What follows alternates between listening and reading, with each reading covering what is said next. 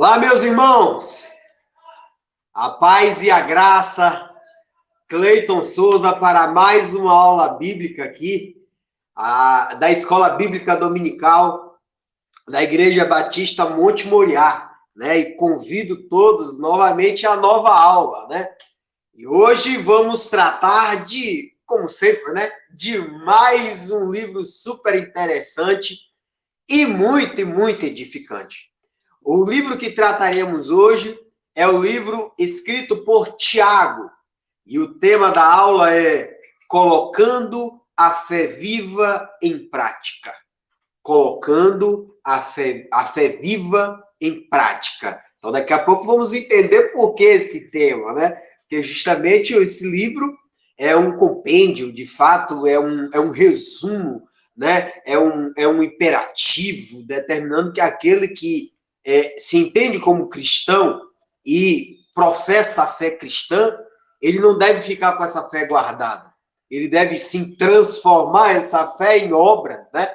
Porque ele deve modificar o mundo, ele deve modificar tudo aquilo que está ao redor dele, através, no mínimo, anunciando a palavra de Deus. E isso é muito bem mencionado neste grandioso livro, tá bem? Então, o livro que atuaremos hoje, Tiago, tema Colocando a Fé Viva em Prática, tá bem?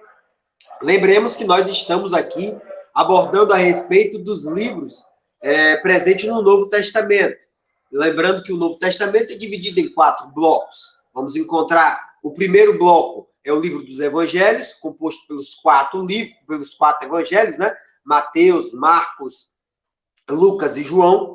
Posteriormente, vamos ter o bloco do livro histórico, que é o livro do Atos dos Apóstolos, que vai tratar sobre o nascimento e a expansão da igreja primitiva.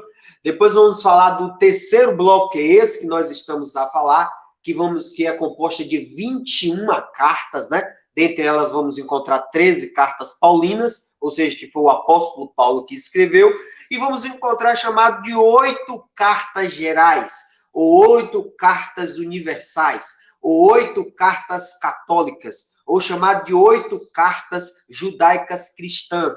E é justamente neste bloco dessas 21 cartas, nas 8 últimas cartas, que é chamada de cartas católicas, universais, cristãs, judaicas, porque essas cartas são destinadas ao povo judeu, é que estamos aqui a falar do livro de Tiago, porque iniciamos a semana passada nesse bloco falando sobre a carta aos Hebreus, uma carta eminentemente direcionada, destinada aos judeus. E dessa vez vamos falar sobre Tiago, também uma carta que é escrita para os judeus dispersos, os judeus que estavam sendo perseguidos. Muito interessante, tá bem?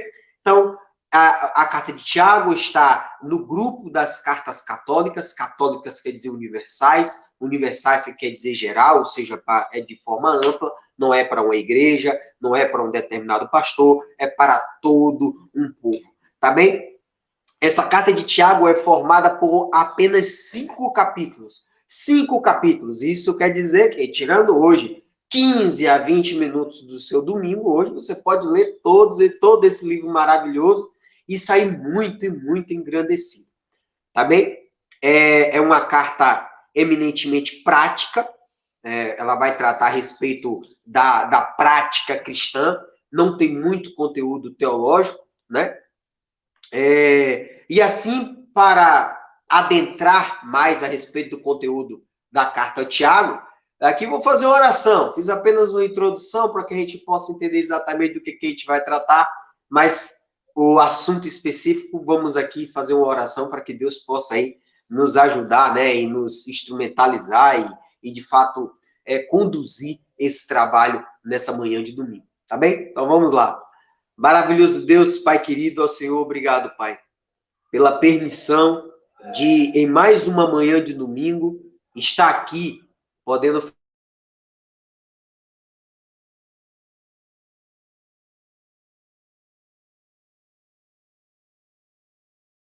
Então, Pai, peço que o Senhor, por meio do Espírito Santo, e em nome do Senhor Jesus Cristo, o Senhor me permita que possamos aqui, não só o professor facilitador Cleiton, mas como a igreja, possamos apresentar aqui o genuíno conhecimento, né, a respeito dessa palavra, desse livro tão importante que é o livro de Tiago.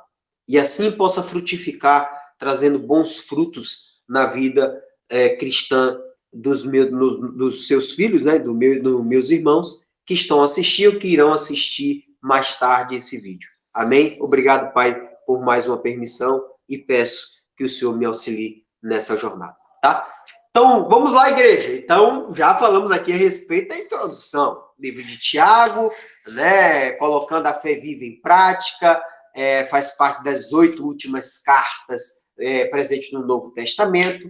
É um livro composto de 5 capítulos. É uma carta eminentemente prática, não é uma carta teológica, não traz grandes conteúdos, não traz grandes discussões teológicas. E só para você ter uma ideia bastante interessante, esta carta por pouco não iria compor, né, o rol das cartas o rol, né, das cartas presentes no Novo Testamento, porque ela é a chamada de antilegômena, né? Que a antilegômena são justamente aqueles escritos cristãos disputados, são aqueles escritos cristãos, ou seja, cartas, né, que alguém falou contra. Então, durante muitos séculos, essa carta foi muito atacada.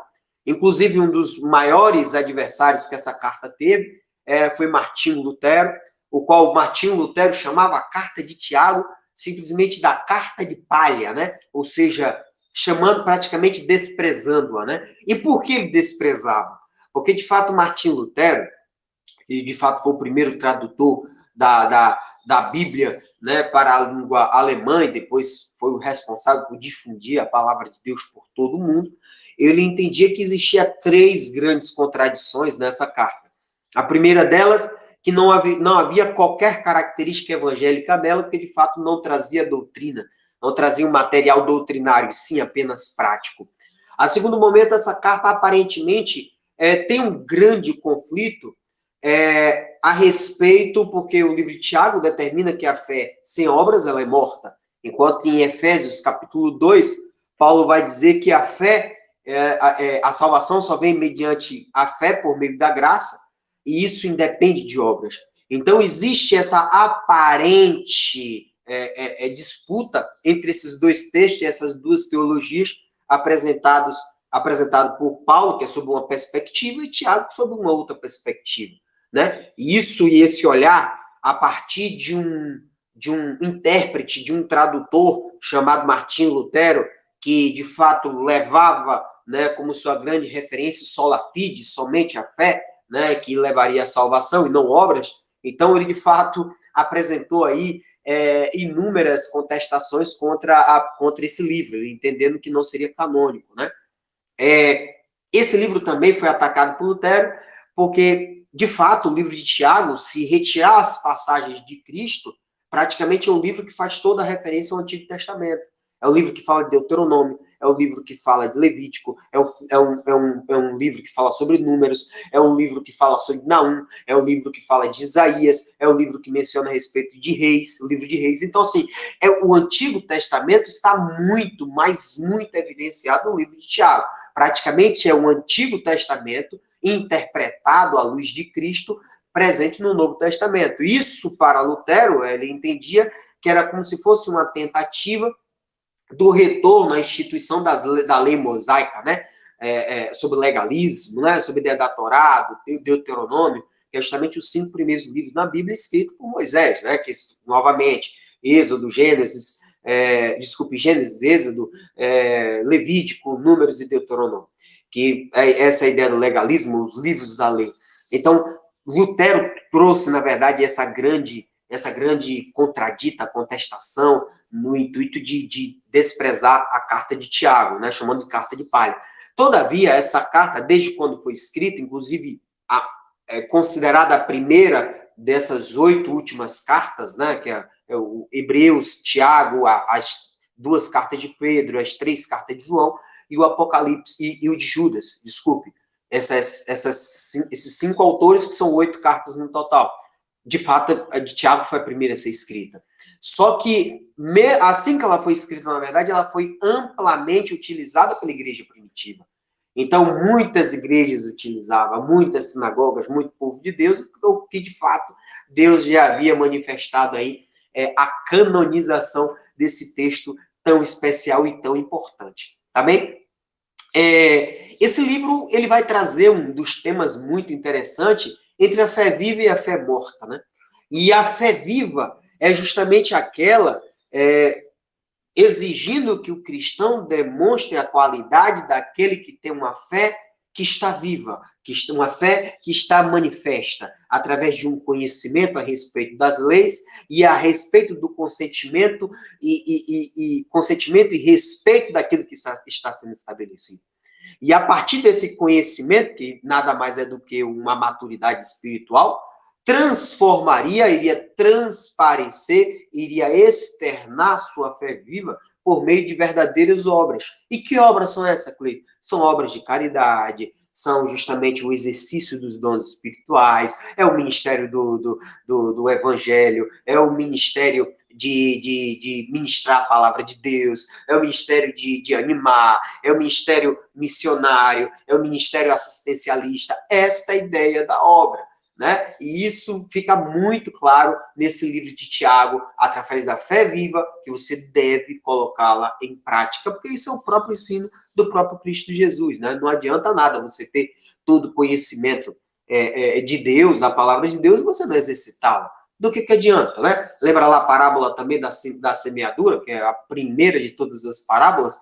A última semente cai no solo fértil. E qual a ideia da semente jogada no solo fértil? É que, de fato, ela germine, ela venha crescer, ela venha frutificar, ou seja, ela tem que, de fato, transparecer, ela tem que multiplicar, ela tem que ser luz do mundo, ela tem que ser o sal do mundo, né? Trazendo sabor, trazendo luz, rompendo a escuridão e trazendo essa coisa maravilhosa que é o Evangelho de Deus para todas as pessoas ao nosso redor, nossos irmãos, nossos amigos de trabalho, nossos familiares. Então, isso é uma coisa maravilhosa, porque o cristianismo, o evangelho, essas boas novas, ela tem que ser levada para os quatro cantos.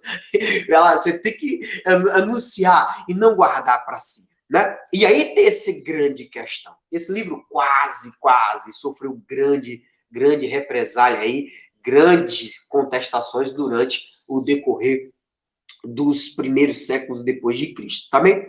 Mas para entender, Cleito, o livro de Tiago, na verdade, o versículo-chave, a base de tudo, vamos dar uma lida, peço por gentileza que os irmãos abram a Bíblia de vocês em Tiago, capítulo 2. Tiago, capítulo 2, o verso 18 é o chave, né? O versículo-chave. Mas vou convidar, por favor, vamos ler também o verso 17. Então, Tiago, capítulo 2, verso 17 e verso 18. Que vai falar sobre o versículo-chave. 17 dá a base, o 18 vai, de fato, finalizar com a ideia mesmo central do livro.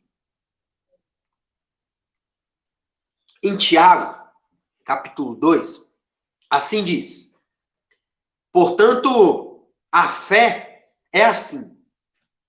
Se a fé não vier acompanhada de obras ou de ações, depende de como é que está a versão dos irmãos, a fé é morta. Então, a fé viva, ela deve ser colocada em prática por meio de obras. E essas obras, aqui, o que ele quer dizer, nada mais, nada menos do que o exercício dos seus dons espirituais. Você colocar para fora o que é melhor de você em prol do evangelho. Uns vão colocar para fora a manifestação da obra, da sua cristandade, por meio do louvor, por meio de hinos, por meio de salmos, salmodiando.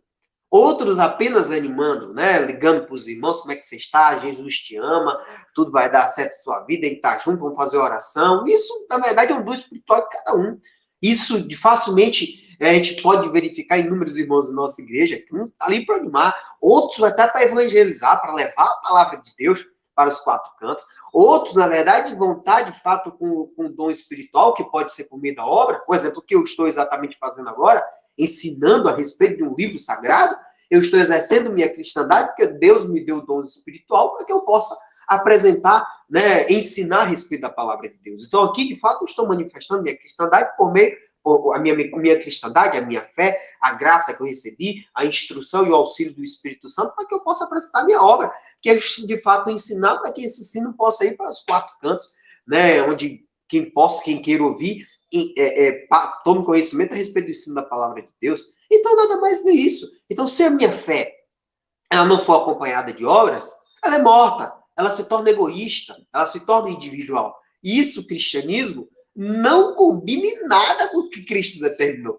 Porque Cristo vai apontar, se você é um cristão, vá ao mundo, né? Rompa a escuridão, rompa as trevas, com luz, com a palavra de Deus, né? Que vai iluminar os seus passos e vai direcionar os seus caminhos, né? Então, de fato, para que você possa transformar vidas com a palavra de Deus, né? Essa é a ideia primordial.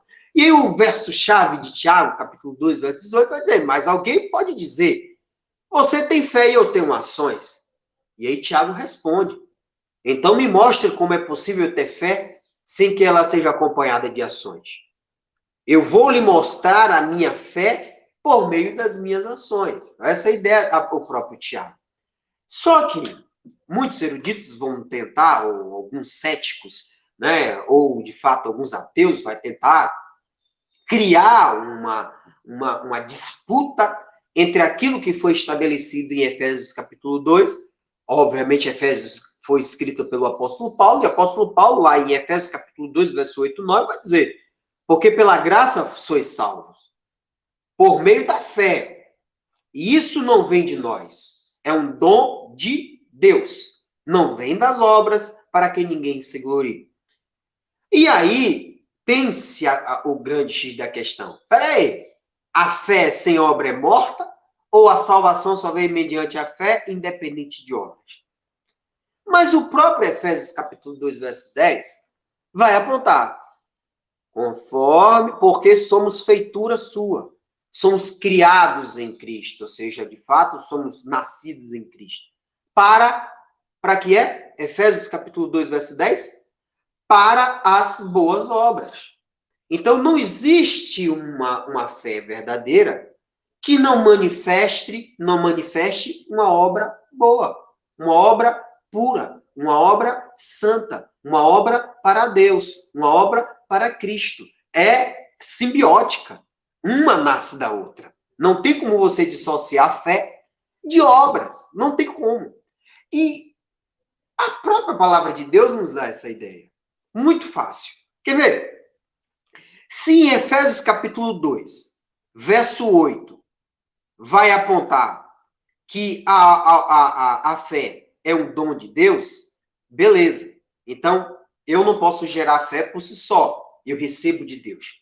Mas a obra, se em Filipenses capítulo 2, verso 13, vai dizer que tanto meu querer quanto meu efetuar, quem opera é Deus, então, automaticamente, se eu faço qualquer obra também, é Deus que está determinando. Então, tanto a fé que eu recebo quanto a obra que eu faço é manifestação divina. Então, não há como distinguir, porque ambos são manifestações de Deus. E até na vida do apóstolo Paulo, você dá para entender a importância da obra. Suponhamos que aquele homem que foi convertido pelo Cristo Jesus, um homem de uma inteligência acima e muito da média, tivesse sido convertido por Cristo Jesus lá em Atos capítulo 9 e simplesmente tivesse guardado aquela conversão para ele. Não tivesse ido ao mundo para fundar a igreja, não tivesse, ou seja, realizando obras missionárias, né? Obras de evangelística, obra missionária. E se aquele homem simplesmente não tivesse sido preso, ou não tivesse passado certa dificuldade, o qual ele sentiu a necessidade de escrever cartas. A carta não deixa de ser uma obra.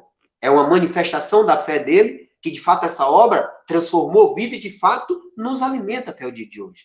Então veja que a fé daquele homem, simplesmente, se o apóstolo Paulo tivesse apenas professado a fé no Cristo Jesus e não tivesse realizado a obra missionária, não tivesse feito a obra evangelística, de que adiantaria toda a fé concedida numa medida especial para aquele grande homem, para que ele pudesse mudar o mundo? Então, a fé dele, de fato, foi um instrumento para a realização da obra. Então, só para resumir essa questão toda, fé e obras andam juntos. Uma necessita da outra. E quando, de fato, se eu realizo a obra sem a fé, na verdade, vai faltar um ingrediente fundamental. Porque, por exemplo, obra, até a pessoa que é de outra religião faz, da religião matriz africana, a questão do espiritismo pode realizar obra. Mas a obra dele, de fato, é caridosa, é uma obra filantrópica, está ajudando muitas pessoas, mas, de fato, falta fé, falta combustível. Vai conceder salvação para ele? Obviamente também não.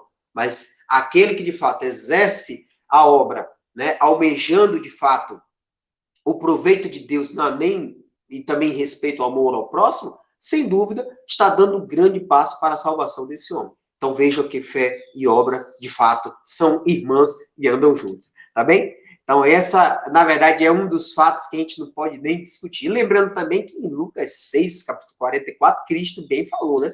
Pois cada árvore é conhecida pelo seu fruto. Então, se o fruto não da árvore, como é que de fato a gente vai conhecer essa árvore, né?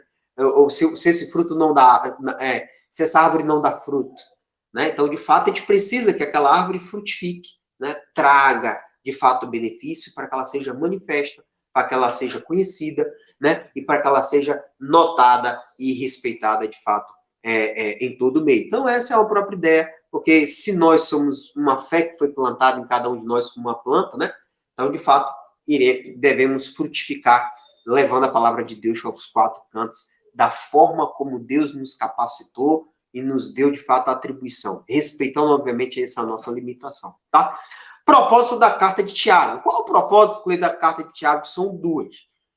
Como é uma carta prática e não teológica, ou seja, ele não vai trazer aqui teoria de ressurreição, não vai trazer aqui a teoria sobre a parousia, a vinda do Cristo, ele não vai discutir aqui sobre a ideia da igreja, não. Ele vai tratar sobre a conduta cristã, sobre a prática cristã, sobre o exercício da fé no mundo exterior. Né? Então, esse é o maior importante aqui nessa carta, tá?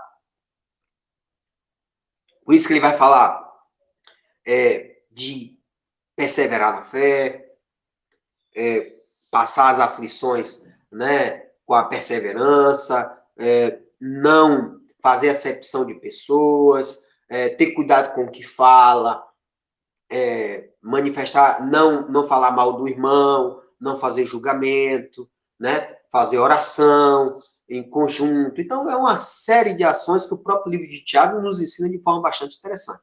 Então, o propósito do livro são dois. O primeiro deles, expor práticas hipócritas. Porque aqui ele vai dizer, olha, você não sabe nem orar, você não sabe nem pedir, você quer interesses pessoais, você não vai ser assim. Você, quando entra um homem cheio de anel, cheio de corrente de ouro aqui, você bota ele na frente, na melhor cadeira que tem. E quando chega aqui um pobrezinho com a roupa rasgada, com a roupa velha, você pede para ele sentar no chão. Isso não pode. Você faz julgamento do seu irmão. Então, de fato, quando você está na aflição, você começa a chorar. Se você quer, tem coragem de clamar a Deus. E já acha que o mundo vai se acabar. Então, essas práticas hipócritas, essas práticas que não convêm com o cristão, nesse livro vai ser altamente denunciado. Tá bem? Agora, assim como ele vai expor as práticas nefastas, as práticas equivocadas, ele vai ensinar a respeito do correto comportamento do cristão, né? Perseverança, fé, não julgamento, oração, filantropia, amar o próximo, né? Seguir o Cristo como exemplo. Então, essa, na verdade, as duas bases, as duas finalidades desse livro. Mencionar as práticas equivocadas e evidenciar as práticas corretas, tá bem? Quanto ao título?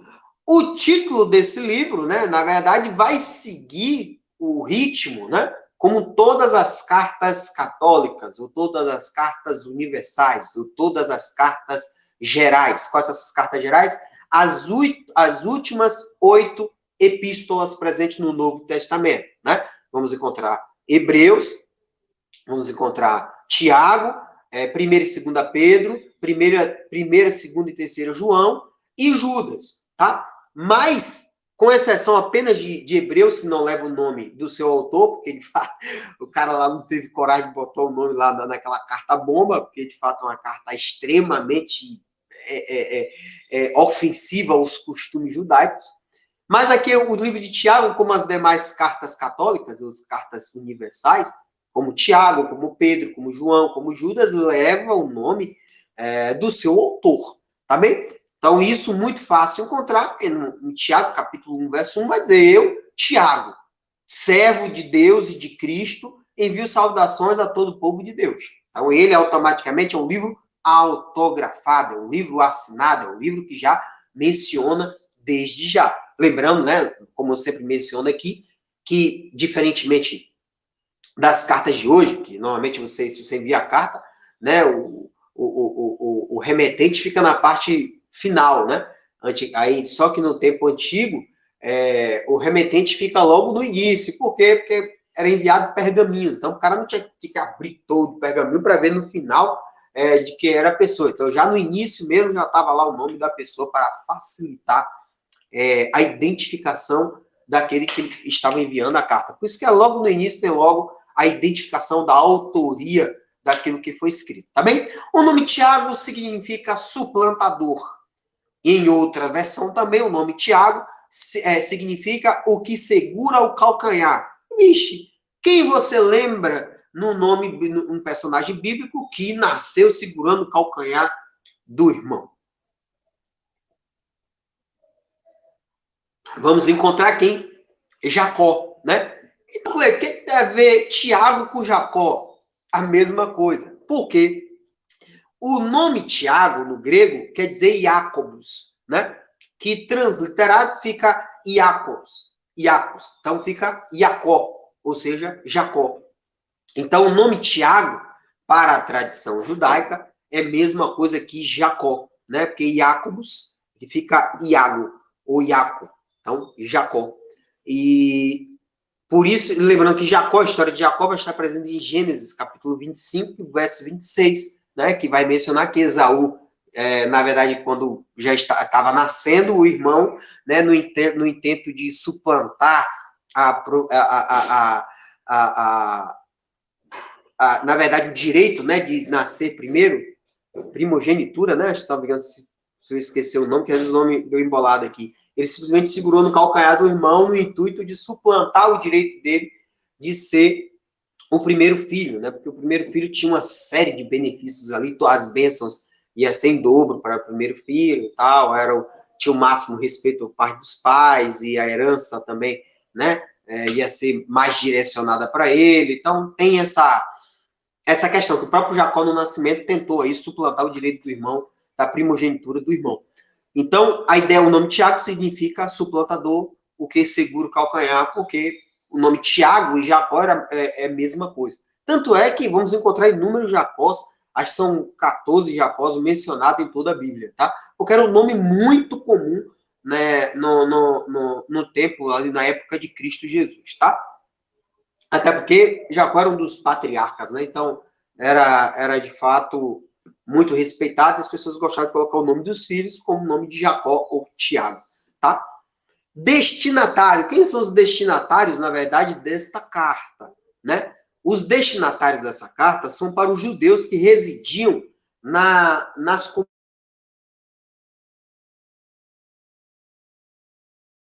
fora ali de Jerusalém. Saiu da Jerusalém, daqui a pouco vamos entender o porquê. Porque esses judeus, eles estavam dispersados, eles estavam dispersos, porque houve uma nova diáspora, né? Houve uma nova fuga, né, de Jerusalém, ali da Palestina. Por quê?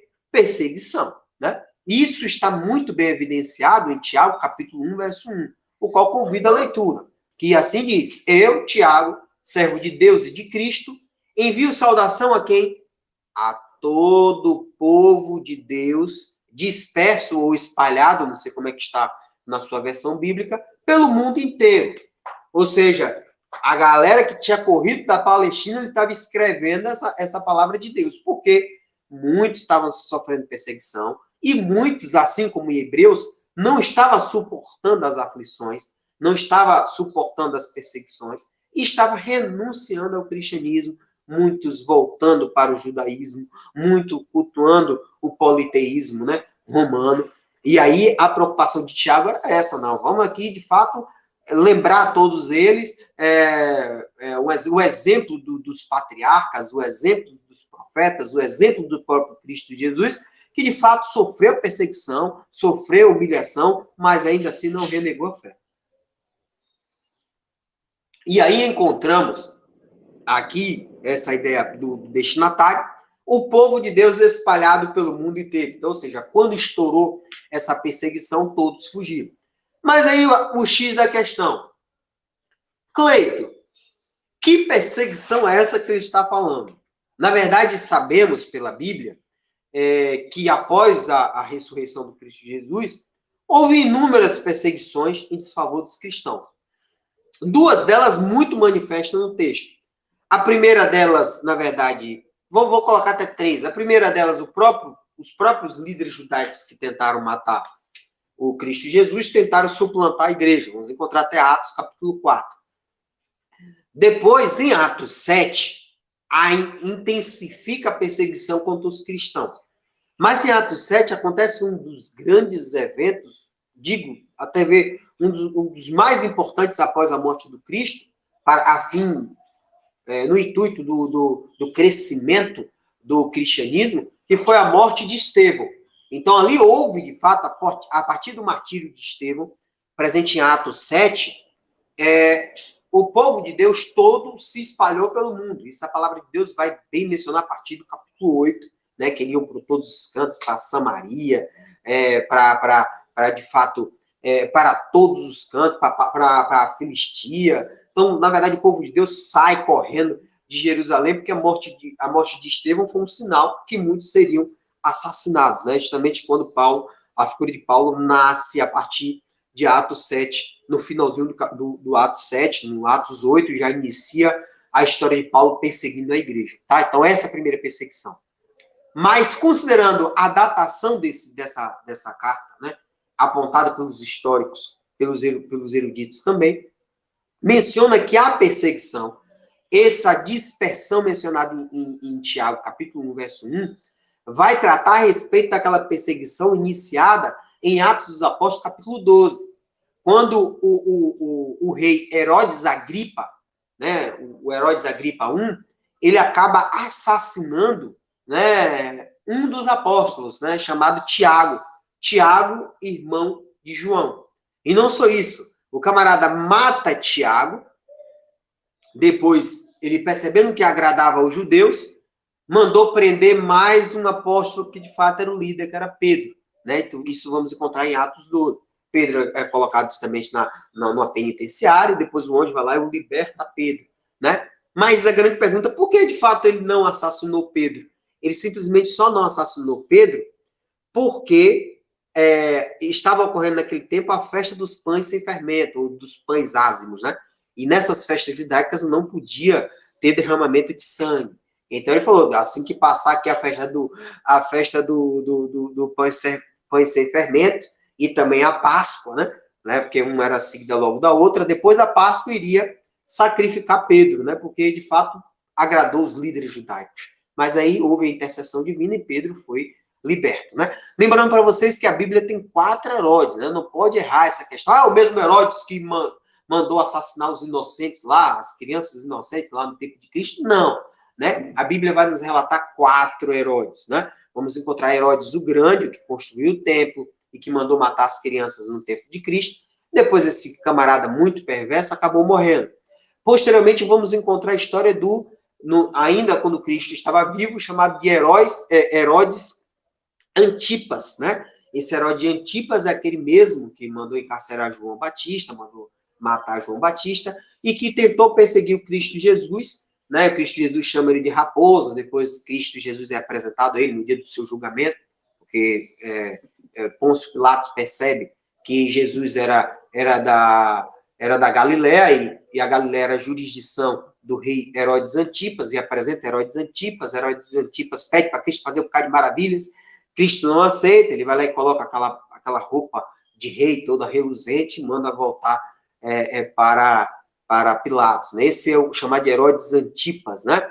Temos o Herodes Agripa I, né? O Herodes Agripa I é esse que matou o irmão de João, o apóstolo Tiago, né, e prendeu Pedro, porque ia matar Pedro depois da Páscoa, mas o anjo salvou Pedro da cadeia, né, o que acabou, os guardas todos foram assassinados porque permitiu que Pedro fosse solto.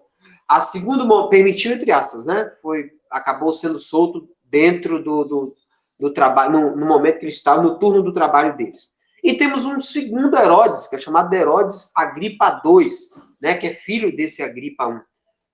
O Herodes Agripa II é o que Paulo vai apresentar a defesa em Atos, capítulo 26, quando ele faz uma visita à Palestina, e Paulo apresenta diante de Festo e Agripa II, Agripa II, sei que tu conhece a história dos profetas, né? E aí, de fato, faz aquela defesa magnífica, qual, no final de uma grande pregação, apenas diz, Paulo, por pouco tu me convences e me converteu ao cristianismo, não é uma coisa bastante interessante. Então, na perseguição dada por esse terceiro Herodes, depois do Herodes o Grande, Herodes Antipas, no Herodes Agripa I, o que matou a espada o irmão do apóstolo João e prendeu Pedro, é que o povo ali percebeu, que o próprio Atos 2 vai dizer, por essa época o rei Herodes começou a perseguir algumas pessoas da igreja. Então, estando diante da perseguição, o povo passou a fugir. Então, é este povo que fugiu de Jerusalém que Tiago escreve, né? Lembremos que o próprio Pedro também não fica depois em Jerusalém. O Pedro vai embora. Segundo Atos Apóstolos, capítulo 12, verso 17, que Pedro diz, em seguida, saiu Pedro ali e foi para outro lugar, porque, de fato, a perseguição foi iniciada. Ele precisava esperar a perseguição ser aplacada para depois voltar novamente. Também, o autor, ele se refere ao seu público, ao seu destinatário, como irmão, né? Não é como cristão, né? Como filho de Deus, não, chama aqui como irmãos, né? Que é um epiteto, uma alcunha, ou seja, um apelido que era comum entre os judeus do primeiro século. Então, provavelmente, isso já nos dá ideia, já no momento histórico que a carta foi escrita, tá? A carta tem um conteúdo eminentemente judaico, não fala nada em povo gentil. Então, isso já deixa claro que esse povo de Deus que ele menciona aí é o povo gentil, é o povo judaico, né? O povo judaico cristão, o povo que era judeu e se converteu ao cristianismo. E não aquele povo que não era judeu e se tornou o cristianismo, como exemplo, que estava na cidade de Filipos, na cidade de Tessalônica, né, de Atenas, de Corinto, não, esses aí são chamados de gentios porque não eram judeus, eles eram gregos, né, ou romanos. Aqui não, ele escreve para judeus mesmo, aqueles judeus que se converteram para o cristianismo. Por isso que a carta contém de mais de 40, já que ele tinha que escrever para o povo judeu, ele faz menção a mais de 40 passagens do Antigo Testamento.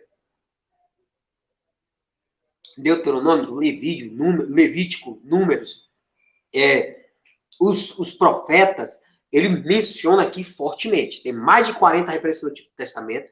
Tanto é que se tirarmos aqui a referência de Cristo Jesus, praticamente é uma carta do Novo Testamento falando sobre o Antigo Testamento dentro do Novo Testamento, né? Porque, tirando Cristo ali, é só o Antigo Testamento. Uma coisa muito interessante. A carta também é bastante interessante, o destinatário, que por mais que ele faça mais de 40 referências ao Antigo Testamento, ele faz mais de 20 referências ao Sermão da Montanha apresentado pelo Cristo Jesus. Aquele Sermão do Monte, né, tão bem conhecido, que vai estar presente no Evangelho de Mateus, do capítulo 5 ao capítulo 7, né, o qual todo cristão tem por obrigação ler, não vou dizer gravar a palavra, mas gravar os ensinamentos básicos, né? Então, aquele Sermão da Montanha lá, de fato, ele é rememorado aqui, em inúmeras passagens aqui, ou inclusive fundamenta essa carta de Tiago, tá? Essa carta de Tiago, ainda que tenha esse forte vínculo com o Antigo Testamento, ele só menciona explicitamente Cristo 2 vezes na carta.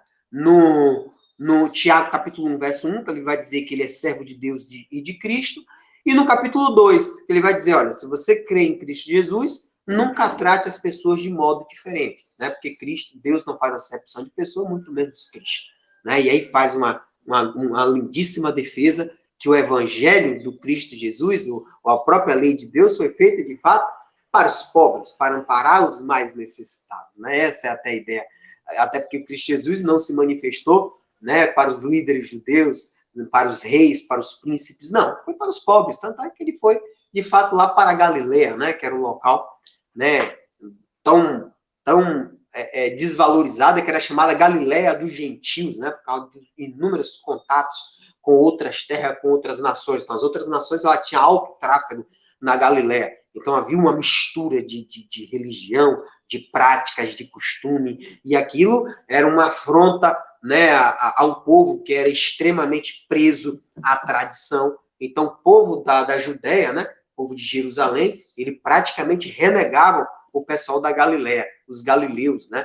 Então, é um grande problema. Então, Cristo não foi logo para a Judéia, onde estava lá, onde Jerusalém fica situada, não. Ele foi para a Galileia. Ele foi para onde que estava tudo de ruim, tudo complicado lá, prostituição, gente perversa, péssimo ensino, estava, de fato, tudo muito corrompido.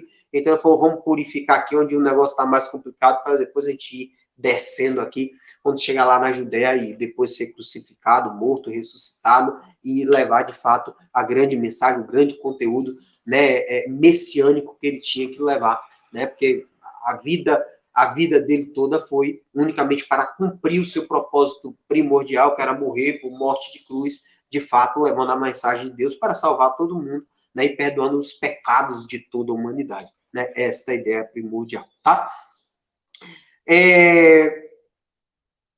Esse livro também, ele vai evidenciar muito a respeito da sabedoria de Cristo, ou seja, vai derrogar um pouco a sabedoria humana, e vai, de fato, tem a sabedoria celestial, a sabedoria em Cristo, e essa sabedoria de Cristo é dada através do conhecimento das Escrituras e, de fato, o exercício fiel daquilo que você aprendeu por meio das Escrituras Sagradas, tá?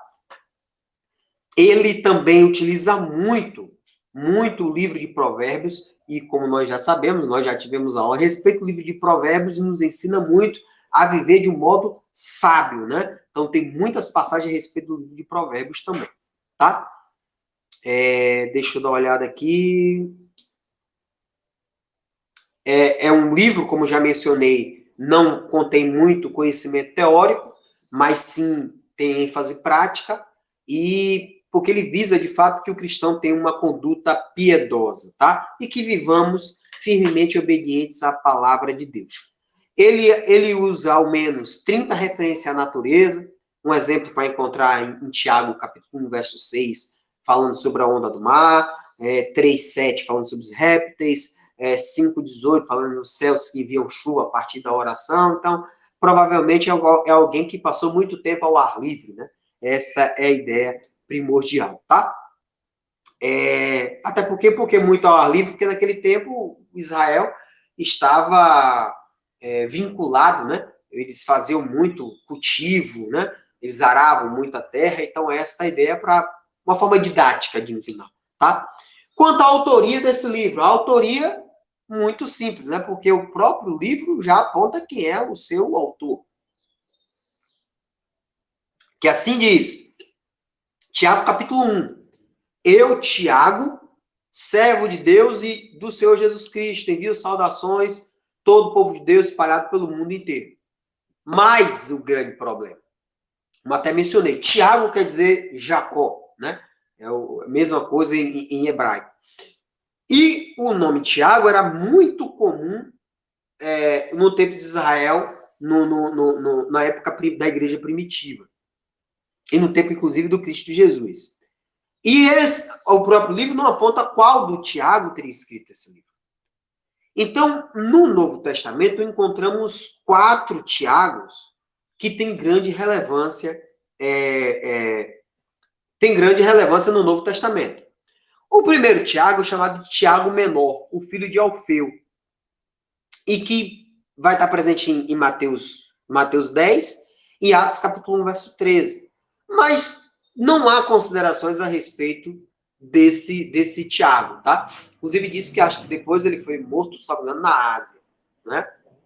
Também tem um outro Tiago, chamado de irmão de Judas, que não é o Iscariote, presente em Lucas 6 e Atos 1:13, que também não há menção, os eruditos não apontam que seja essa pessoa, esse Tiago.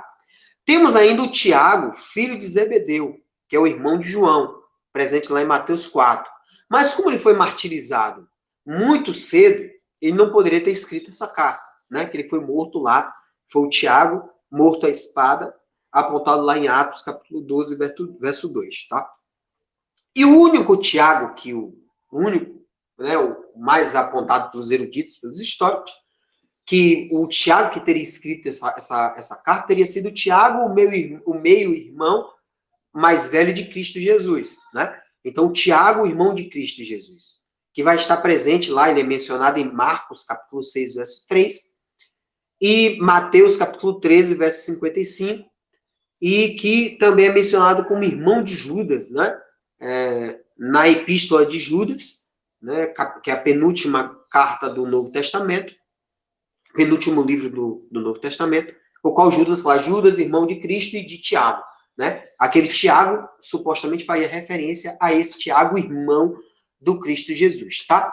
Esse Tiago aqui, que supostamente escreveu este livro, por que supostamente? Porque se a Bíblia não menciona, nós não podemos afirmar, né, com veemência aqui, porque o texto se calou nesse sentido. Este Tiago aqui, como o nome Tiago era muito comum, né, naquela época, eles apelidaram esse Tiago aqui de Tiago o Justo, ou Tiago Joelho de Camelo. Por que Tiago Joelho de Camelo? Porque dizer que esse homem vivia em constante oração, com os joelhos no chão. Então os joelhos dele ficaram tão calejados, que acabou ficando parecendo com um joelho de camelo, com aquela bola, né, gigantesca ao redor do joelho, porque ele ficava o tempo todo orando. Então esse Tiago Justo, ou Tiago Joelho de Camelo, ou Tiago Irmão de Cristo, ele aponta, né, ele está presente, ele vai ser apontado em João capítulo 2, verso 12, quando Cristo vai para as bodas lá em Caná, e ele transforma a água em vinho. Em João capítulo 2, verso 12, vai dizer que Jesus e sua mãe e seus irmãos e seus discípulos foram para Cafarnaum, saíram de Caná para Cafarnaum, que era uma cidade que fica lá na Galiléia. Então ele estava com Cristo, quando Cristo iniciou seu ministério lá na Galiléia. Lembramos que em Salmo 69, que é um salmo davídico, aponta, né, de forma profética, Salmo 69, verso 8, que diz, sou como um estranho para os meus irmãos e sou como um desconhecido para a minha família. Dizendo, de fato, que ele apontando que Davi era desvalorizado e, de fato, desconsiderado por toda a família. Com Cristo Jesus não é diferente. Porque esse Tiago, o escritor desta carta, enquanto Cristo estava vivo, ele não acreditou em Cristo. Ele, de fato, ele não seguiu Cristo Jesus. Somente acreditou no Cristo Jesus após a sua ressurreição, quando Cristo aparece para ele. Que daqui a pouco vamos mencionar a respeito disso. Tiago também é mencionado em Marcos 3, que diz que quando Cristo estava realizando o trabalho, né, lá em Cafarnaum, ele não tinha tempo para comer. E aí o pessoal estava dizendo que Cristo estava ficando louco. Então, em Marcos capítulo 3, versos 31, a mãe e os irmãos de Jesus mandaram chamá-lo. E aí quando Cristo dá aquela palavra muito linda, né, e diz, quem faz a vontade de Deus é meu irmão, minha mãe e minha irmã. Não tem essa distinção carnal, mas sim a minha família espiritual, que é todos vocês, né? Então, ali já tem menção que o próprio Tiago teria ido lá, tá? Outra menção é que em Marcos 6, né, é mencionado que Cristo tinha um irmão chamado Tiago. Em Marcos 6, quando ele comparece em Nazaré, que ele abre, de fato, a Bíblia, lá em Isaías, e diz, na data de hoje, o Espírito de Deus repousa em mim, tal, e se cumpre a palavra de Deus, né? Posteriormente, o pessoal ficar admirado e passar a se perguntar, quem é esse homem? Como é que ele consegue fazer isso? E em Marcos, capítulo 6, verso 3, vai apontar que Tiago era irmão de Cristo. Eu ia dizer, por acaso não é Cristo, não é Jesus o carpinteiro, filho de Maria? Não é irmão de Tiago, José, Judas e Simão? Ou seja, então Tiago aqui é mencionado como irmão do Cristo Jesus, tá? Mas, como até mencionei, esses irmãos rejeitavam Jesus como Messias. Isso é bem mencionado em João, no Evangelho de João, capítulo 7. Capítulo 7, verso 5, né? Que até os irmãos de Cristo não criam nele. Porque quando houve a festa das barracas, ou a festa das tendas, que seria o que ocorreria lá na Judéia, os irmãos falam, você faz maravilhas, sinais e tudo aí aqui na Galiléia, por que você não vai lá para a Judéia e mostra lá o que você tem? E até uma frase bem conhecida nessa passagem de João, capítulo 7. Quem quer ser bem conhecido não deve esconder o que está fazendo, né? Então, ou seja, você deve dar amplidão. Mas Jesus não descia para a Judéia porque os líderes judeus queriam matá-lo. Então ele falou, não vou não. Então os judeus dizem, quem é tu? Não estou nem acreditando em você, porque você é medroso. E aí os irmãos vão para a festa das tendas, posteriormente Cristo vai em secreto e aparece de forma magnífica, né? Em pleno templo lá, pregando e chamando a atenção de todos, e depois convido todos a ler o capítulo 7, João capítulo 7, que é muito lindo, tá? Então, em João capítulo 7, verso 5, diz que até os irmãos de Cristo não criam nele, né? Então, isso nos dá a ideia que o escritor do livro de Tiago, se foi Tiago, meu irmão, sequer acreditava em Cristo Jesus como o Messias, tá? Mas Tiago depois veio até a crença em Cristo, porque em 1 Coríntios capítulo 15, verso 7, Paulo explicando, lembrando que 1 Coríntios capítulo 7, 1 Coríntios capítulo 15, vai falar sobre a ressurreição. É um capítulo muito rico e talvez um dos mais bem escritos a respeito da ressurreição. Em 1 Coríntios capítulo 15, verso 7, Paulo falando a respeito de Cristo tinha aparecido para todos os apóstolos, tal, ele vai mencionar que depois de Cristo ter aparecido para Pedro, para os 12 discípulos, depois para mais de 500 seguidores, ele apareceu também para Tiago, né? Em seguida apareceu a Tiago e mais tarde a todos os apóstolos. Depois ele diz, depois apareceu para mim, o qual eu não sou mais e menos importante do que esse apóstolo, e sequer merece ser chamado de apóstolo. Mas em 1 Coríntios capítulo 15, ele aponta que Cristo apareceu para Tiago, o que muitos eruditos passam a apontar que foi a partir dali, que ele, depois de ele ter assistido à morte do Cristo, que ele está diante do Cristo ressurreto, ele passa a professar a fé cristã, tá? Posteriormente, esse homem se torna um do principal líder da igreja de Jerusalém. O que, inclusive, em Gálatas 2, Paulo passa a chamar, que ele é chamado de uma das colunas da igreja, né? Porque a coluna de Jerusalém, ou seja, os três principais líderes da igreja de Jerusalém eram três. Era Tiago, era João e era Pedro, tá? Sendo que desses três, Tiago tinha uma posição um pouco mais importante, no que pese Pedro futuramente é considerado o primeiro papa, né? Mas o Tiago fez um grande trabalho junto à igreja lá em Jerusalém, tá? Isso vai estar em Gálatas capítulo 2, verso 9. Inclusive, Paulo deixa bastante claro. Ficou acertado na minha ida em Jerusalém, 14 anos depois da minha conversão, depois que eu fiquei lá no deserto da Arábia, ou seja, se purificando, depois ele vai para Jerusalém, porque Deus, ele nem queria ir para Jerusalém, mas Deus mandou ele ir. Quando chega em Jerusalém, ele faz um acordo, né? Olha, quem vai pregar aqui para os judeus cristãos? Pedro, João, Tiago e os demais apóstolos. Quem vai pregar para os não-judeus, ou seja, para os gentios? Apenas Paulo e Barnabé. Essa era a ideia primordial. Então, houve uma divisão de trabalho, que isso foi muito importante, e aí houve uma divisão de trabalho entre eles, tá? Então, esse Tiago aqui, ele foi confiado pelos apóstolos aqui, o trono episcopal de Jerusalém, tá? Outra questão, resta confirmado que ele já tinha sido convertido, que ele é mencionado de forma indireta em Atos dos Apóstolos, capítulo 1, né? Quando Cristo aparece ressurreto para os discípulos, né? Lá no Monte da Oliveira, e manda ele voltar para Jerusalém, porque uma coisa grandiosa iria acontecer, que era a questão do Pentecoste, né? Que de fato eles seriam banhados pelo Espírito Santo, lhe dando capacitação suficiente para enfrentar reis e governadores e autoridades e levar toda a palavra de Deus para todo mundo. Aponta em Atos dos Apóstolos, capítulo 1, verso 14, que eles sempre se reuniam todos juntos para orar, com as mulheres, a mãe de Jesus, que é Maria, e os irmãos de Cristo. Então, Tiago estava lá provavelmente no templo, né? No pináculo lá, provavelmente orando, né? Diariamente com essas mulheres. E numa dessas reuniões, tinham mais ou menos 120 pessoas, que é 120 seguidores, que é o início, né? A quantidade ínfima, né, de pessoas que estavam seguindo o cristianismo, mesmo depois de Cristo ter revolucionado a Judéia e a Galiléia, apenas 120 pessoas estavam seguindo aquilo que Cristo estava ensinando. Dentre eles, tinha lá, sim, Tiago, que provavelmente já estava convertido. O texto não fala, mas dá a entender, tá? Ele já estava junto com os cristãos.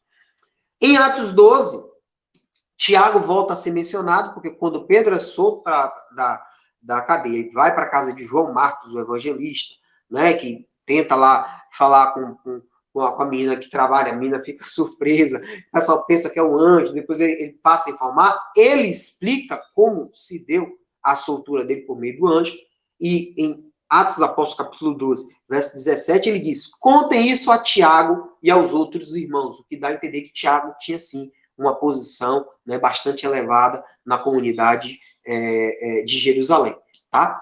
Atos dos Apóstolos, capítulo 12, verso 17, Pedro manda explicar tudo o que aconteceu com ele, como o anjo de Deus o libertou, né? Manda explicar a Tiago, porque Tiago iria ficar em Jerusalém, porque Tiago, segundo Eusébio de Cesareia, era muito respeitado pela comunidade, pelos líderes judaicos. Tanto que segundo até o próprio Flávio Josefo, aponta que os judeus saduceus pensaram em matar por diversas vezes o apóstolo Tiago, não matou, porque os líderes judeus, os religiosos, disseram: rapaz, o cara é muito piedoso, o cara é muito sábio, o cara é uma pessoa correta, então é um justo, tanto é que é chamado Tiago, justo o nome, então não vamos matá-lo, não. Por diversas vezes. Houve a morte dele porque houve um pequeno grupo que acabou cometendo essa infâmia, tá bem? Mas Tiago, dada a sua relevância, Pedro, antes de fugir de Jerusalém, disse: à vista da Tiago, que um anjo de Deus me salvou lá, meu irmão, da penitenciária, com um bocado de tropa romana lá, tá? Em Atos 15, Tiago volta a ser mencionado também, uma vez que quando tem aquela briga dos judeus legalistas, né, com os judeus convertidos, com os judeus não, com os gentios convertidos por Paulo, porque eles queriam que ele se tornasse prosélitos judaicos e também fosse submetido pela circuncisão. Paulo convocou, né, fez uma questão de descer uma delegação da Antioquia da Síria para Jerusalém, para, juntamente com a delegação de Jerusalém, fizesse um conselho, um sínodo, ou uma reunião de discussão para tratar a respeito se os novos convertidos deveriam ser submetidos à circuncisão.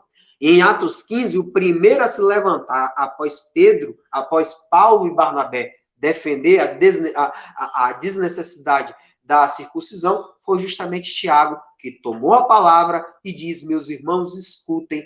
Primeiro, lembre o que aconteceu com Pedro em Atos dos Apóstolos, capítulo 10, quando Cornélio, de fato, foi batizado no Espírito Santo, começou a falar em línguas e, de fato, começou a profetizar, e começou, de fato, a evangelizar, comprovando que o povo de Deus não está restrito apenas ao povo eleito, mas também ao povo gentil. Então, Tiago altamente é a favor da tese apresentada por Paulo e Barnabé, inclusive comprovando que ele tinha autoconhecimento a respeito do Antigo Testamento. Em Atos dos Apóstolos, capítulo 15, ele evoca aquilo que o próprio profeta Amós, capítulo 9, verso 11, aponta, né, dizendo que a casa de Deus iria cair, seria levantada, né, de forma tão exuberante, né, e trazendo, de fato, novos pilares, né? Então, não seria apenas com o povo de Deus, mas também para todo mundo, né?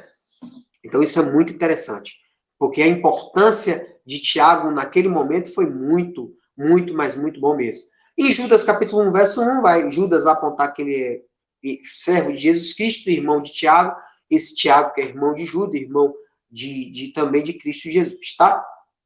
Esse Tiago, por causa de sua devoção à justiça, ele foi martirizado por volta de 62, olha só, bem próximo da morte de Paulo, né? Paulo, Pedro, praticamente Tiago morreram quase, 3 grandes personagens bíblicos morreram praticamente uma data muito próxima. Então, diz os eruditos, e até o Josefo, também um historiador do tempo do Cristo, mais ou menos, ele passa a contar que o Tiago morreu por volta de 62 depois de Cristo, tá? E ele foi morto porque foi solicitado, depois que Paulo iria ser morto em Jerusalém, mas apelou para César, toda a atenção, segundo Eusébio de Cesareia aponta, toda a atenção foi voltada para Tiago, porque Pedro tinha fugido.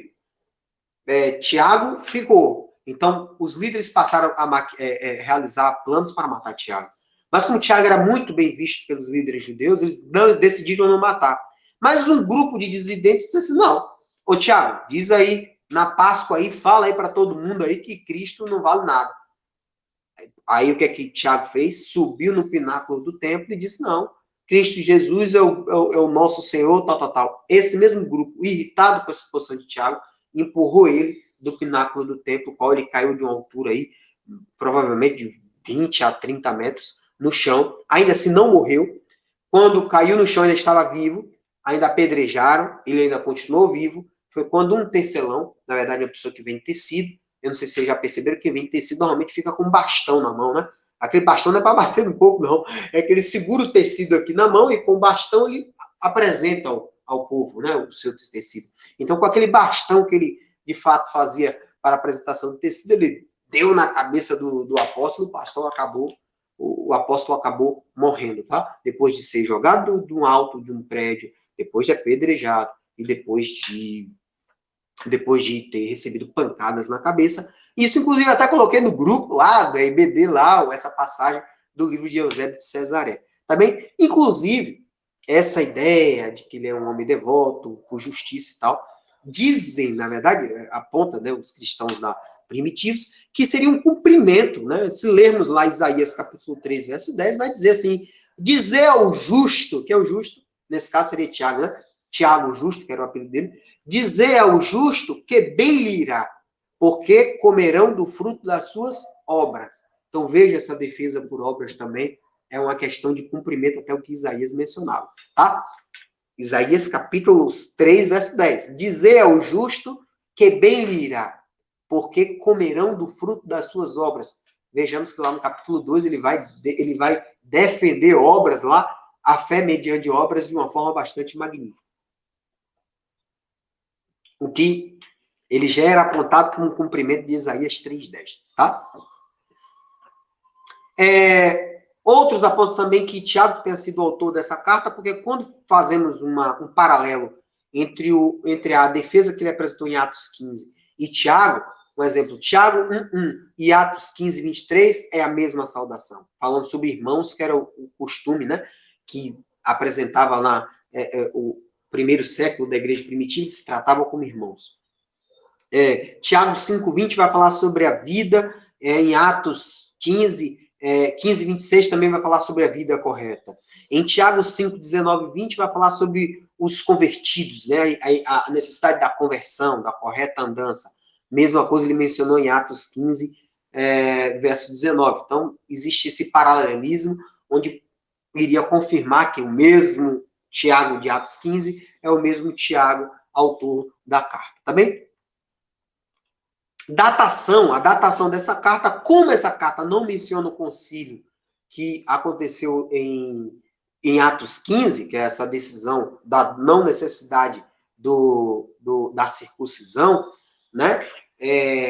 Também em consequência da agitação registrada em Atos 12 por causa da perseguição dada por Herodes Agripa I, inclusive historicamente é considerado como um beberrão, um cara que curtia a vida, um cara que pródigo, vendia tudo, não valia um conto de réis, né? Historicamente disse que ele era muito amigo de Calígula, né? Inclusive foram criados juntos, apenas por isso ele se tornou rei, né? Mas é uma história bastante interessante, a história dele, tá? Então, como essa agitação registrada em Atos 12 se deu por volta de 44 depois de Cristo, né, onde os judeus estavam tudo correndo, e que também o concílio de Atos 15 se deu em 49, então ficou entre 44 e 49. Então, provavelmente, deve ter escrito por volta de 46, 47 depois de Cristo. O que nos dá a ideia que seja um dos livros mais antigos do Novo Testamento, junto com Gálatas. Praticamente ele está Gálatas e Tessalônica e o livro de Tiago está praticamente na mesma pegada, também na mesma data, tá? Mas provavelmente foi escrito em 47, Gálatas está em 45, mais ou menos. Mas dos livros chamados católicos, ou universais, ou livros gerais, que são os 8, né? Hebreus, Tiago, 1 e 2 Pedro, 1, 2, 3 João e Judas, dessas cartas católicas e universais e gerais, é a mais antiga, tá? Principais personagens são os cristãos que estavam dispersos por todo mundo, ou seja, com a perseguição que o rei Herodes II fez. Imagine só pegar um líder, né, da religião cristã e simplesmente decapitá-lo, matá-lo, né, matar a espada, provavelmente em praça pública. Isso causou um grande alvoroço. Tanto é que ele falou, opa, pega mais um aí, o povo gostou, segurou Pedro. Né? Não matou porque era uma festa dos pães ázimos, ou seja, dos pães sem fermento. Né? Só para lembrar para vocês, você sabe por que o nome pão sem fermento, né? Porque o judeu come pão sem fermento. Porque quando ia sair de Jerusalém, como saíram às pressas, não teve como preparar o pão. Então teve que fazer o pão mesmo sem fermento, pão sequinho para comer mesmo. Porque como teve que sair às pressas lá do tempo de Ramsés lá, e não teve tempo de esperar, levedar massa, tal, não. Por isso que é chamado de festa do pão sem fermento, porque saíram na avidez, na agonia toda, né? Então, eles fazem essa festa dos pães ázimos. Então, como era tempo de festa, não podia ter derramamento de sangue. Então, eles na Páscoa, depois da Páscoa, ele vai ver o apóstolo Pedro. Mas aí Deus aí intercedeu e libertou ele da prisão, tá? Então, os judeus, obviamente, ficaram loucos, né? Um líder esfaqueado, o outro líder preso, vou cair fora, todo mundo fugiu. Então, esses judeus que ficou disperso por todo mundo. E o engraçado é que toda vez que existe essa diáspora, essa dispersão, existe um engrandecimento da palavra de Deus. Porque vamos ver que a partir de Atos 8, quando o próprio Estevão morre, as pessoas que iam por todos os cantos do mundo, eles iam proclamando a palavra de Deus. Então, muitas vezes, Deus utiliza muitas vezes o mal para o bem, né? Uma coisa bastante interessante. Principais personagens, vamos encontrar ainda Abraão, né? Como pai da fé, como aquele que aperfeiçoou a fé que existia por meio da obra. Qual foi a obra dele? Somente ele cabia, na defesa de Tiago, cabia apenas a Abraão ter crido que Deus iria lhe dar promessa de uma terra melhor, de uma vida melhor, de uma grande posterioridade dos seus descendentes? Não apenas. Não era apenas aceitar a promessa de Deus, ainda que não tenha visto, mas era também apresentar obras. Qual foi a obra? Senhor, darei meu filho em sacrifício.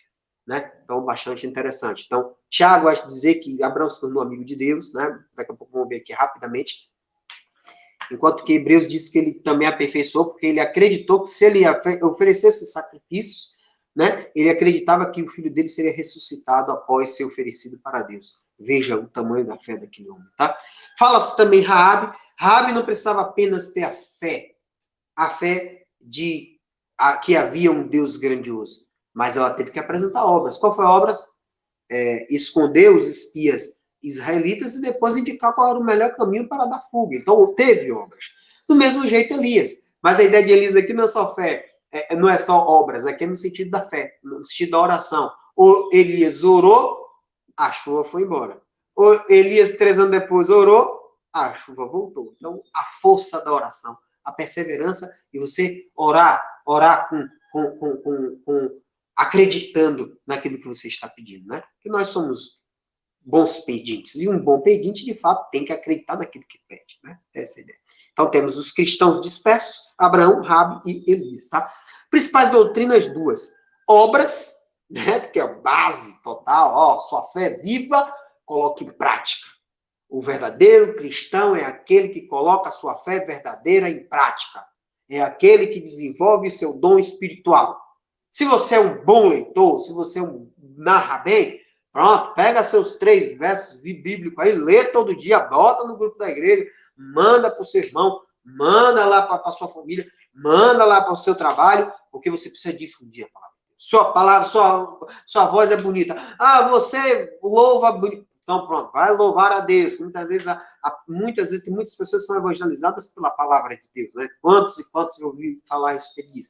Se você ensina bem, então vai ensinar, meu amigo. Vai de fato, que a palavra de Deus tem que ser levada para todas as pessoas, porque tem muitos necessitados aí, muitos perdidos aí, muitos famintos, muitas pessoas aí com um estado bastante complicado que necessita ouvir a palavra que nutre e que nos dá vida, né? Então, esse benefício que nós recebemos não podemos ficar apenas para a gente. Temos que, de fato, mandar para todas as pessoas possíveis ao nosso redor. Então, essa é a ideia da obra, que a salvação, ela é determinada pela fé, mas ela é demonstrada por meio da obediência da vontade de Deus, por meio do exercício dos dons espirituais ou do ministério que você entende, que você tem a atribuição, que Deus colocou no seu coração e lhe capacitou para você realizar, tá? Essa é a ideia das obras. Outra doutrina muito interessante é a conduta piedosa, porque o viver com sabedoria não é viver segundo o conhecimento humano, não é viver segundo aquilo que você pode adquirir através de livros, de cursos, não. A sabedoria que se está aqui é a sabedoria que se dá por meio da obediência intransigente da palavra de Deus. É a sabedoria que advém por meio do contato direto com a boca de Deus, que a boca de Deus vai lhe dar as palavras sábias, que vai lhe dar, de fato, um viver e um agir segundo Cristo, respeitando a Deus sobre todas as coisas. Isso é irmão como a ti mesmo. Acabou, não tem duas discussão. Obras e conduta piedosa. Esboço fácil. 5 capítulos, 4 temas. Quais são eles? Capítulo 1, a fé viva testada pela provação. Capítulo 2, a fé provada pelas obras. Capítulo 3 e 4, a fé viva evidenciada pela conduta cristã. E capítulo 5, a fé viva exercida em meio à perseguição. Bem tranquilo, né? Capítulo 1, provação. Capítulo 3, obras. Capítulo 1, provação. Capítulo 2, obras. Capítulo 3 e 4, conduta cristã. Capítulo 5, perseguição. Não tem discussão. Bem facinho para tentar entender. Eu vou fazer aqui uma jogatina bem rapidinho aqui para não ultrapassar muito nosso horário. No capítulo 1, Tiago, servo de Deus, escreva ao povo que está correndo, meu irmão, da perseguição, que estão querendo pegar a gente. Corre, meu irmão. Mas você corre, mas você tem uma palavra de Deus que vai sedimentar a sua fé. Depois ele vai falar sobre você na sua aflição, meu amigo, seja feliz. Porque quem está na sua provação tem a perseverança. Depois ele vai dizer porque isso vai gerar você ser maduro, você ser correto. E depois ele vai dizer, ó, se você está com falta de sabedoria, peça a Deus. Qual a referência de um personagem que ele faz aqui? Ah, notoriamente é Salomão. Salomão, Deus perguntou, me peça se você quiser, quero sabedoria. Porque ele faltou sabedoria. Ele teve a humildade de dizer, Senhor, meu pai morreu, eu sou um jovem, eu tenho que governar um país, eu não tenho capacidade. Me dá sabedoria. Eu estou incapaz de administrar, gerenciar e resolver os problemas do meu país. Então me dê só sabedoria, que com sabedoria que eu resolvo tudo. Pronto. Deus dá do seu coração humilde, tome sabedoria, e não só sabedoria. Tu vai ser próspero. Então, Tiago, capítulo 1, verso 5, diz, faltou sabedoria, meu amigo? Peça a Deus. Peça lá. Agora não peça com dúvida, não. Peça com convicção. Porque senão seria como se fosse a onda do mar, que vai, como se fosse aquela oração que você faz todo dia, de qualquer jeito, é igual a onda do mar. O que é que faz? Não adianta nada. Tem que pedir com fervor, com oração, com perseverança, né? É bastante interessante nesse sentido. Lembrar depois, né, vocês aquela parábola da viúva perseverante, muito interessante. Se não me engano, está em Lucas 8, se não me engano, tá? Depois ele vai falar, olha, permaneçam firmes, viu?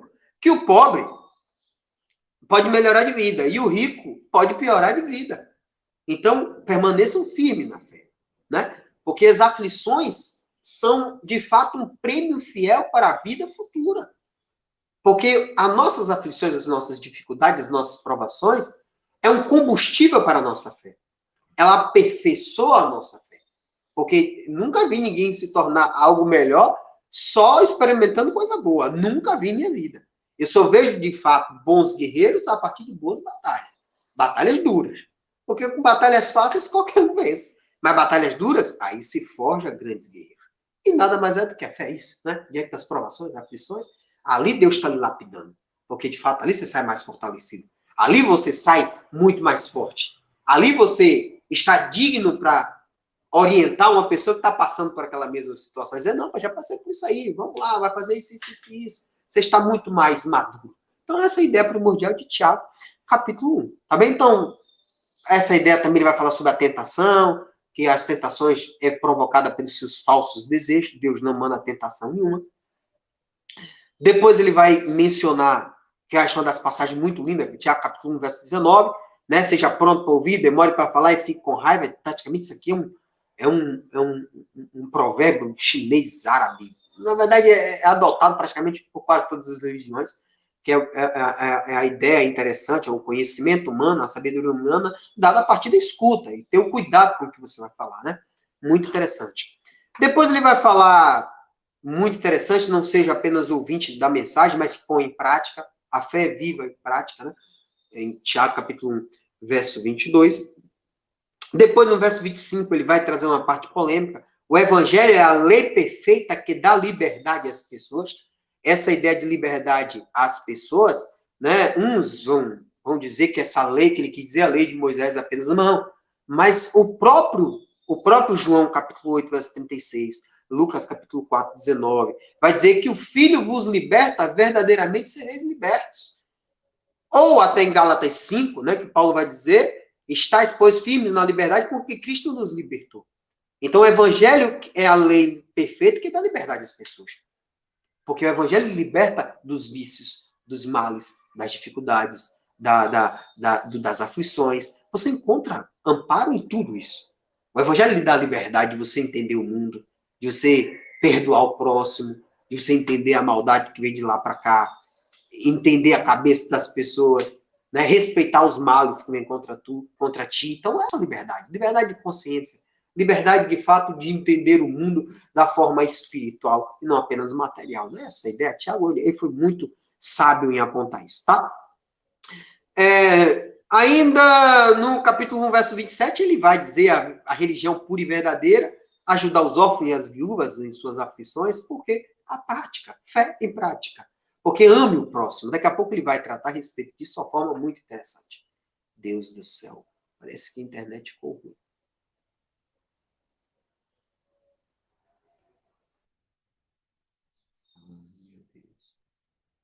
Meus irmãos, está aí, né? Porque acabou vindo ali uma chamada de vídeo.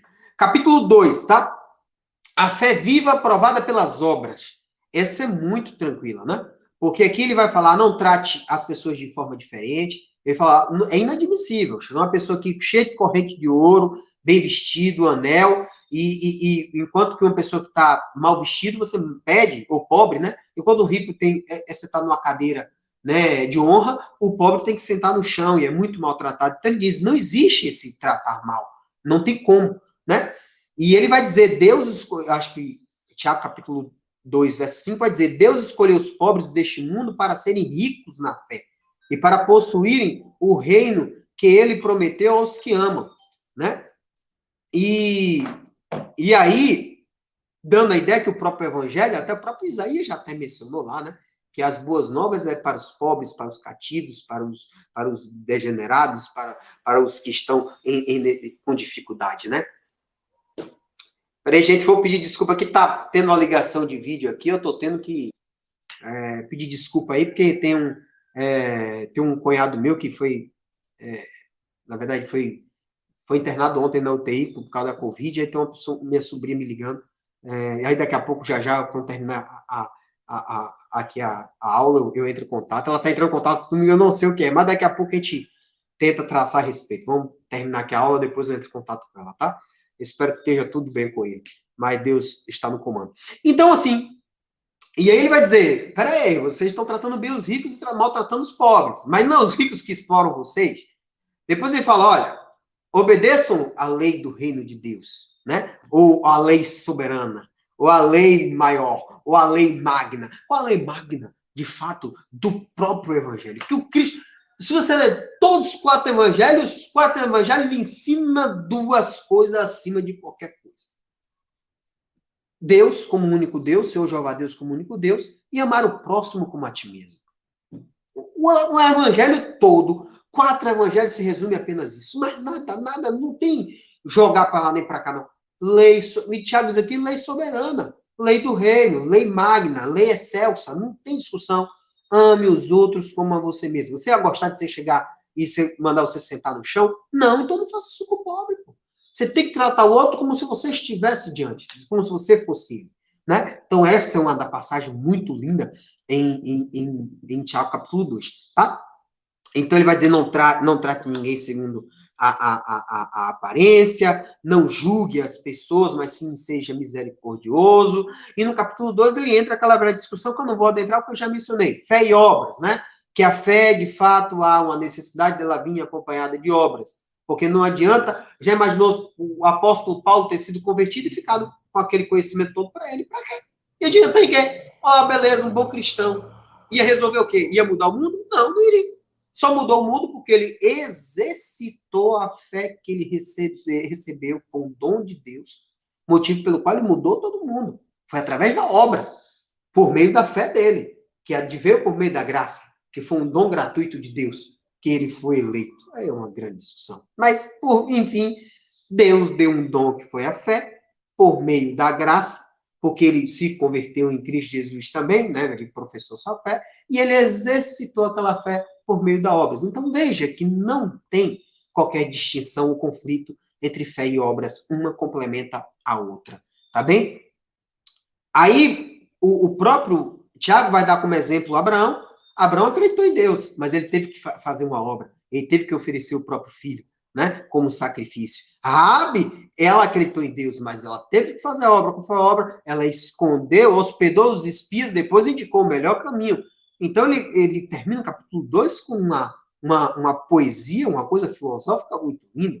Se o corpo sem espírito está morto, a sua fé sem obra, meu amigo, também está morta. Capítulo 3, a fé viva evidenciada pela conduta. Essa é muito fácil. Esse daqui, ele vai dizer assim, ó, olha só. Ele vai dizer, de uma forma bastante magnífica, que poucos deveriam se tornar mestres na igreja. Porque aqueles que ensinam, meu Deus do céu, serão julgados com maior rigor do que os outros. Por quê? Porque o que ensina tem a obrigação de conhecer. E conhecendo, tem a obrigação de reformular os seus passos e suas condutas. E você não reformulando seus passos, suas condutas, se você ensina, você está sendo hipócrita. Ou você está dando um mau exemplo, você está sendo hipócrita, você está sendo perverso, você está sendo injusto. Então você será julgado com um peso ainda maior. E aí, ele dá essa ideia primordial que tinha alguns líderes, e depois passa a apontar a respeito da língua. Que a língua tem um grande problema, porque ela é pequena, mas ela se gaba de grandes coisas. O que dá a entender que alguns mestres estavam se gabando de algumas coisas.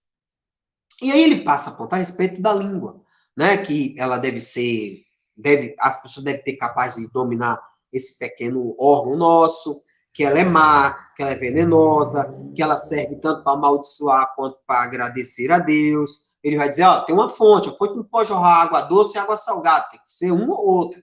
Então, você deve dominar a sua língua.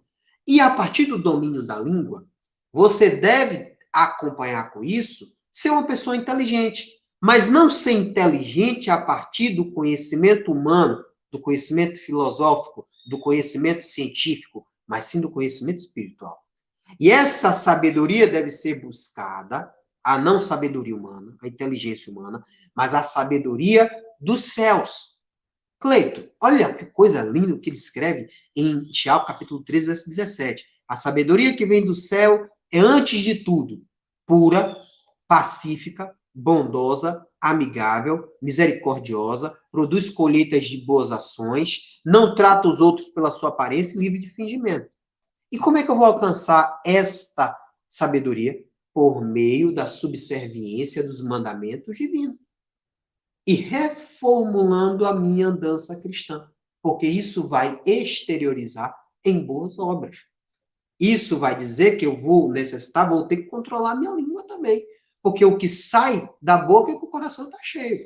Então, eu tenho que primeiro purificar meu coração, porque o que vai sair da minha boca só vai ser o evangelho, só vai ser a palavra de Deus. Então, isso é o que o próprio Tiago está apontando. Cuidado com a inteligência humana, científica, filosófica, jurídica, pouco importa. É a sabedoria dos céus, tá? Então, por isso que devemos orar e pedir a Deus, Senhor, me capacite.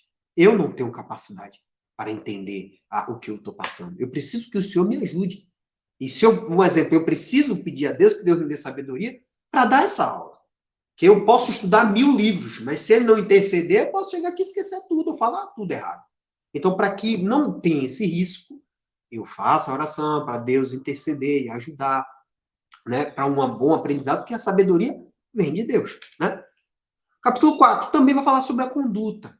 E aqui ele vai falar sobre a submissão contrita, a submissão prostrada, a submissão ajoelhada, a submissão diante de Deus, porque a prova da indulgência do mundo, eu tenho que combater o mundo. É uma prova da dependência divina. Exemplo, no capítulo 4 ele vai falar sobre não lutar entre os irmãos, aqueles que oram e não conseguem absolutamente nada, porque quando eles pedem a Deus, eles pedem por motivos maus, por próprios prazeres. E ele vai dizer, não adianta, quem é amigo do mundo é inimigo de Deus. Ele vai dizer, então, olha, você está orando, mas você está continuando no mundo. Depois ele vai dizer, Deus é contra os orgulhosos, meu amigo. Não adianta você ir para o mundo aí fazer essas orações querendo tudo para você. Né? Não adianta você fazer isso. Você deve ser bondoso com os humildes. Entendeu? Porque,